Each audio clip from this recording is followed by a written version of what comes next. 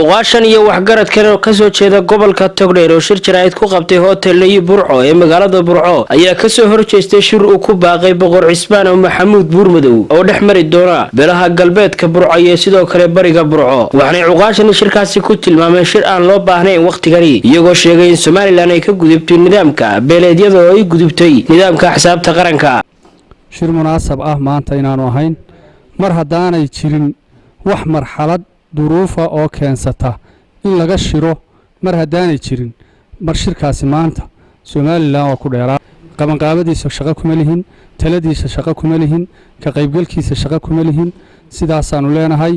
xukuumad baa dalka ka jirta dawlad baa dalka ka jirta dawladdu wixii ay soo taagtay khalad u aragto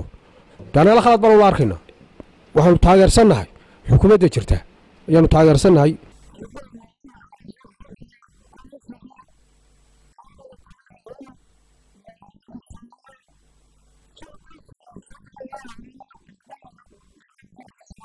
waxaanu shirkaa u qabsanay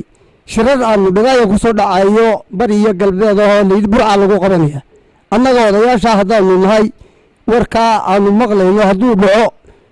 iyo hadduu baaqsado midna annagu shaqo kuma lihin waxaanu isku raacsanahay uqaasheeda halkan joogtay beesha betasha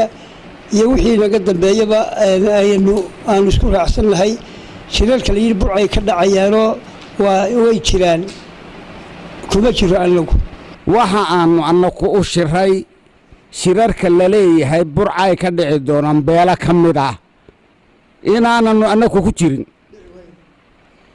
aananu ka qayb ahayn halkan waxaan ka iftiiminayaa sida odayaasha hore u sheegay haddaanu nahay beesha maxamed sheekh isxaaq shirkaa labada daamiyood ee bari iyo galbeed inaanaa shaqo ku lahayn waanu halkan ka iftiiminaynaa ka caddaynayna inaanala ku soo hagaagin inaanaan shirkaa qayb ka ahayn shirkaase burca ka dhacaya ee labada beelood leeyahay way ku baaqeen annagu kuma jirno waxaanu nahay dad ka madax bannaan waxaanu isku raacsanahay oo ka shiray oo iftiiminaynaa beesha maxamed sheekh isxaaq oo ay isku raacsan tahay shirarka ka dhacaya gobolka Togdheer barigeeda iyo galbeedkeeda ee la leeyahay waa la isugu keenayaa maxamed sheekh isxaaq inaanu qayb ka ahayn Khaliil Barraawran TV-ga qaranka Soomaaliland magaalada Burco.